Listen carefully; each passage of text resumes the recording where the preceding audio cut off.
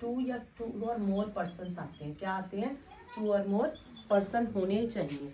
अच्छा, टू और more person होने चाहिए। दूसरा, आप बिजनेस जो भी करोगे it should be lawful, lawful business होना चाहिए। अगर लॉफुल बिजनेस नहीं है तो वो पार्टनरशिप इलीगल मानी जाएगी। कैसी पार्टनरशिप मानी जाएगी? इलीगल पार्टनरशिप मानी जाती है। थर्ड, म्यूचुअल एजेंसी होनी चाहिए। म्यूचुअल एजेंसी का मतलब क्या होता है? दैट मीन सारे पार्टनर्स का कंसेंट हर डिसीजन पे होना चाहिए, डिपेंड होना चाहिए कि सारे पार्टनर्स उसमें कंसेंट दे रहे हैं या नहीं दे रहे हैं। ठीक है, म्यूचुअल एजेंसी होनी चाहिए। अच्छा, फोर्थ मैंने बोला टू और मोर पर्सन लॉफुल होना चाहिए, म्यूचुअल एजेंसी होना चाहिए। Sharing of profit, yes, sharing of profit. वैसे तो यहाँ पे बात करें तो sharing of profit and losses भी होता है, बट यहाँ पे बेसिकली अगर हम बात करें प्रॉफिट, कोई भी बिजनेस है वो बेसिकली लॉस तो कमाने के लिए नहीं बैठा, बैठा तो वो प्रॉफिट कमाने के लिए, तो इसलिए हम यहाँ पे शेयरिंग ऑफ प्रॉफिट की बात जरूर करते हैं।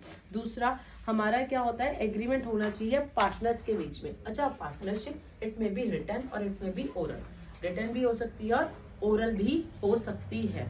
ठीक है, तो पार्टनरशिप कैसी होती है? रिटन भी हो सकती है हमारी और ओरल भी हो सकती है। अच्छा, रिटन जो होती है वो लॉफुल होती है, मतलब लीगल होती है, लेकिन ओरल जो होती है वो लॉफुल नहीं होती है, वो लीगल नहीं होती है, इसलिए उसकी कोई भी वैल्यू, ओरल पार्टनरशिप की कोई भी वैल्यू नहीं है। एग्जाम्पल के तौर पे अगर हम बात करते हैं कि मान लो लविश और विवेक हमारे हैं, भाई दो पार्टनर्स हैं, ओरल इनकी एग्रीमेंट हो गया, ओरली इन्होंने बात करी, ठीक है, हम लोग पार्टनरशिप में है, इन्होंने बिजनेस शुरू कर दिया।